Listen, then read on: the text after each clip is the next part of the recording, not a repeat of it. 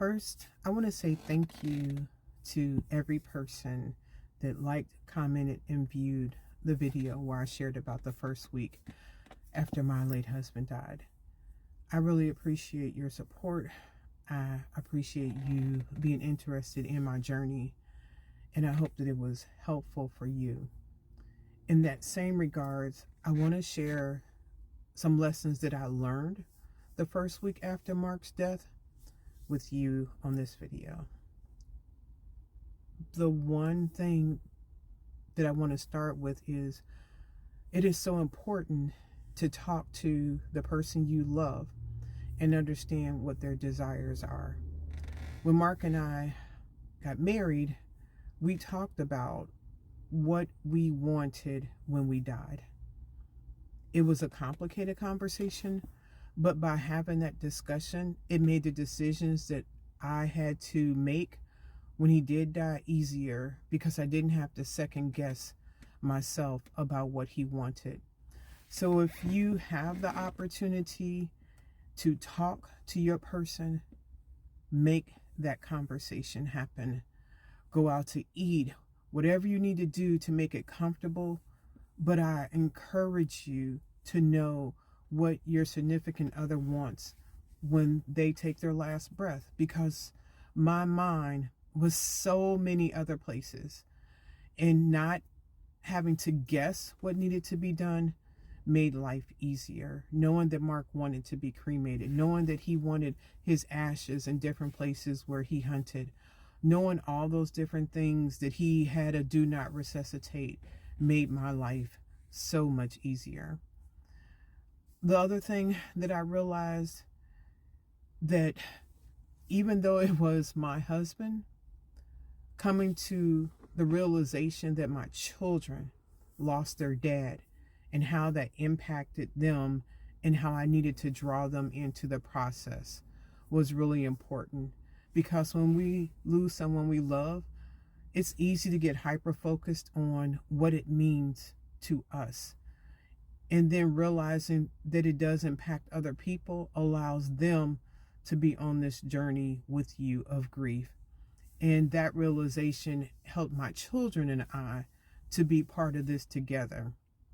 The other thing I learned is I have an amazing group of family and friends that have leaned in to help me in a way that I didn't even consider all the different things that were happening. That there wasn't anything that I had to ask for or wonder about that they didn't lean in and take care of. And I know from talking to other widows and widowers that people have made promises that they would show up or they would do different things, and oftentimes it became empty promises. But I am forever grateful to my family and friends for their ability to show up in force. And here we are going into the 7th year of Mark's death, and they are just as supportive. They are just as encouraging. They are just as loving. And I am extremely grateful for that. And in the same regards as talking about friends being faithful, I learned how important it was to not have to try to carry the whole load myself. That it was okay to not have to show up and look like I was strong and I could do everything. It was okay for me to be weak. It was okay for me to reach out for help in areas and to people that I knew I could trust. It was okay for me not to try to carry this heavy burden of grief of Mark's death alone, because I didn't have the capacity to do it and I would have drowned. The other thing that I learned, it is okay to shut down the whole world sometimes. I could not answer every phone call. I couldn't respond to every text.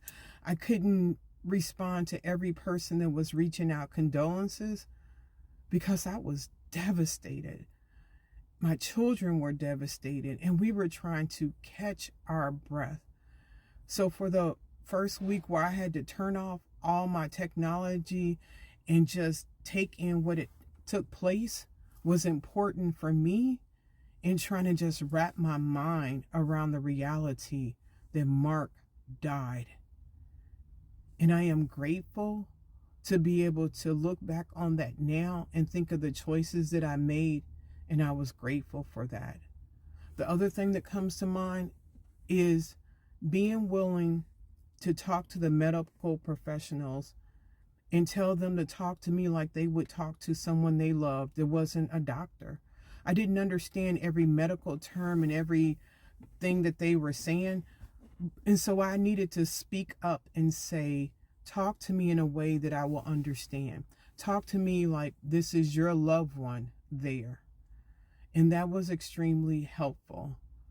And I hope in sharing some of these things that I learned will be helpful for you now, and maybe something you can share with someone else. If you have questions, let me know.